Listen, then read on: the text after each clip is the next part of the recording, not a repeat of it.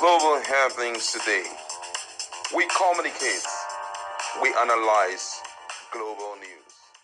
Stay tuned. Hello, great people. Welcome back to Global Happenings Today. It is no longer news that Abure-led National Working Committee of the Labour Party are no more in existence. And as a result of that, they feel that they have been cheated out, kicked out. But then, the manner in which they were removed was very transparent. It was INEC that came up and said that everything you have done thus far clearly shows that you have not followed the constitutional provision of Labour Party and even what is provided for in INEC Constitution. As such, we can no longer recognize the existence of Julius Abure. But guess what? Julius Abure, the National Working Committee, are taking it on Alex Otti and also Peter Obi. And I don't know if this is like a prophecy or is a word they're living with Peter Obi, because this seems to be like a parting word from them to Peter Obi. And it's best we just dive into it and you get to hear how pained these guys are at this point. Now, according to the news, the Julius Abure-led National Working Committee of the Labour Party has once again berated the presidential candidate of the party in 2023, Peter Obi, Abia State Governor Alex Otti, and other leaders of the party for constituting a caretaker committee to take over leadership of the party. The latest outburst of the Abure's camp, which is contained in a statement signed by the National Publicity Secretary Abure on Wednesday, came after the Independent National Electoral Commission (INEC) refused to recognize Abure as the party's chairman. INEC insisted that Abure's tenure as the national chairman of the Labour Party expired in June 2024. In a statement by Ifo, the Abure camp accused Obi, Otti, and other leaders of the Labour Party of siding with INEC to destroy the party. They alleged that the electoral body mismanaged the 2023 election at the expense of the Labour Party and wondered why those at the receiving end are now backing the commission against the party.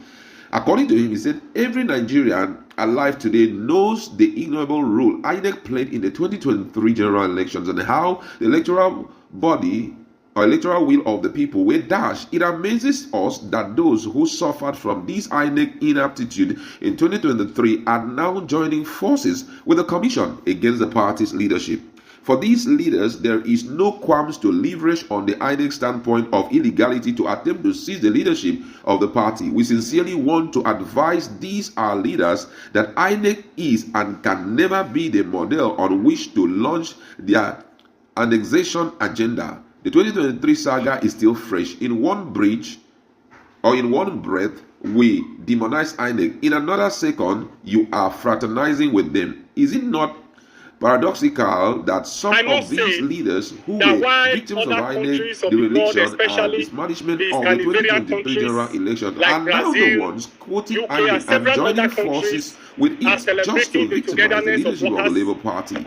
Is it not seemingly absurd that the INEC you are embracing today and welcoming with open arms is the same INEC which betrayed us during the last election?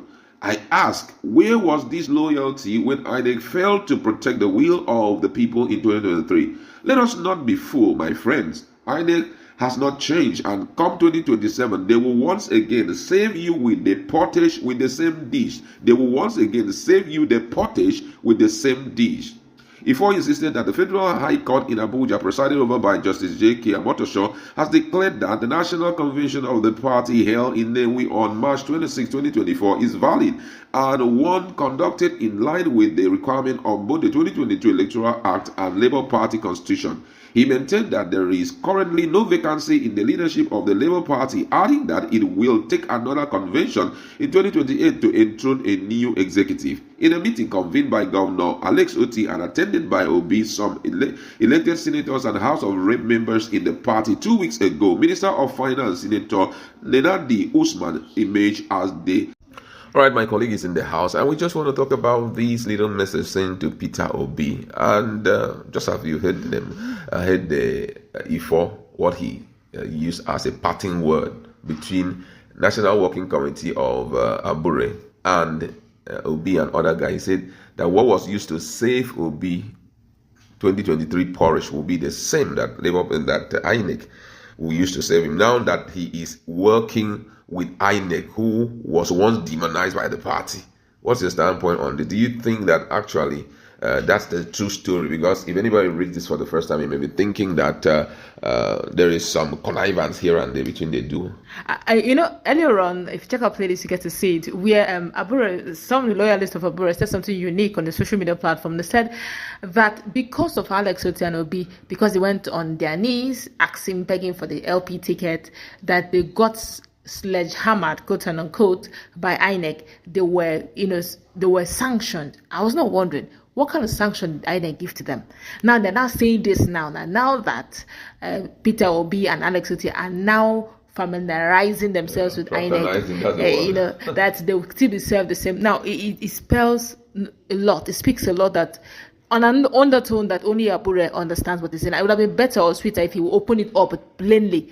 But then again, we've seen the person of Abure say things as if they were true, but when eventually you listen to it, real fast, you discover it's actually propaganda. Like saying that he was sanctioned, like saying that there's no vacancy till 2027 because they have 4 years, they have done their congress and convention, and what they are banning and barring the caretaker committee. But INEC themselves have said they don't recognize Abure. So which means there's some things Abure spills out that are really not true, but probably propaganda, probably try to, exonerate himself from God knows what.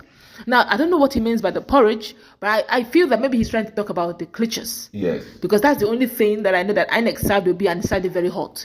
Cliches. And all Nigerians remember that. But I would have advised, normally, you don't do the same tactics twice. The first one, it took Nigerians by surprise. They didn't see it coming. But I can assure you they wouldn't try it, that same pattern, again in 2027. Nigerians will be waiting. The Shege Pro Max Nigerians are seeing now, nobody bagged. Even the those who said this administration will favor me and my family, they're the ones screaming the most right now. Bag of rice na your mate.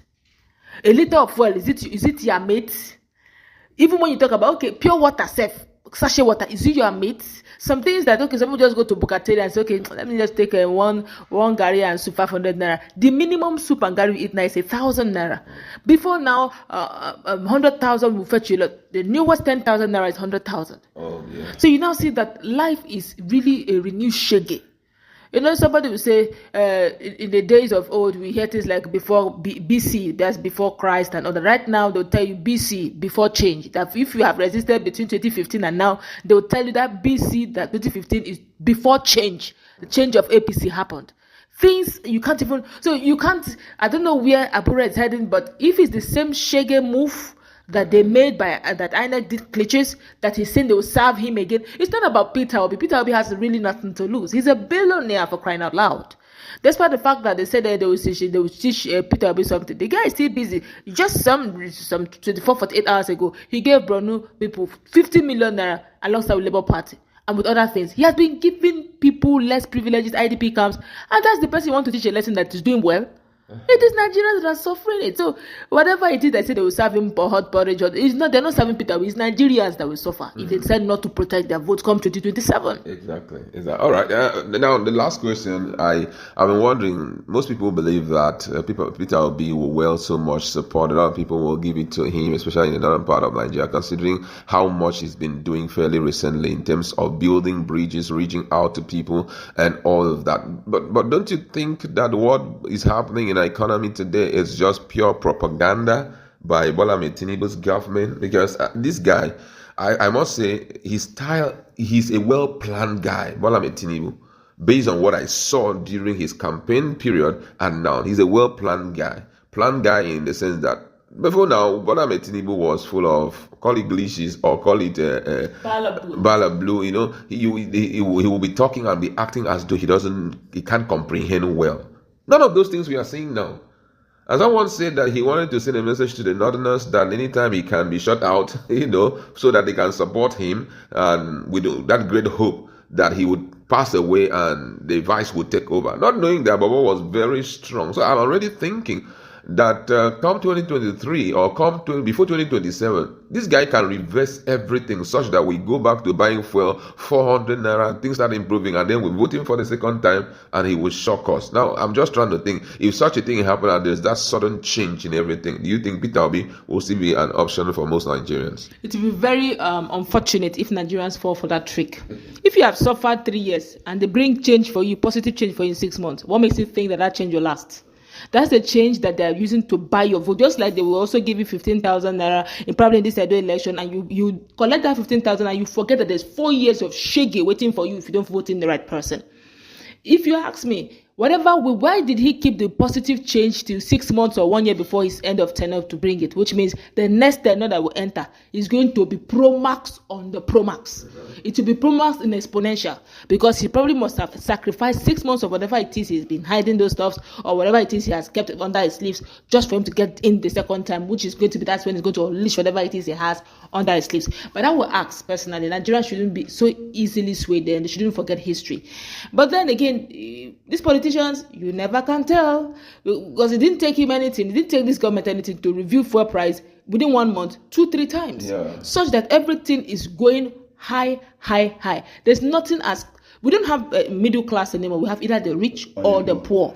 Then we have the very poor, of which right now, if you used to be in the middle class, you can't even stretch hands of fellowship or help, because you could actually be very little line is separating you and abject poverty. So everybody wants to just hold on, hanging there till probably the shege ends. And it will be very surprising if Nigerians will forget this so quickly, just because of 6 months of change. But that had always been the weakness of Nigerians. We've seen how some banks would just wake up and mess up people's business. Even all these airlines, they'll mess up our business. But after a while, we'll still go back to them, because it seems as though we don't have any option. That's what we like to leave in. Let's be in our conversation.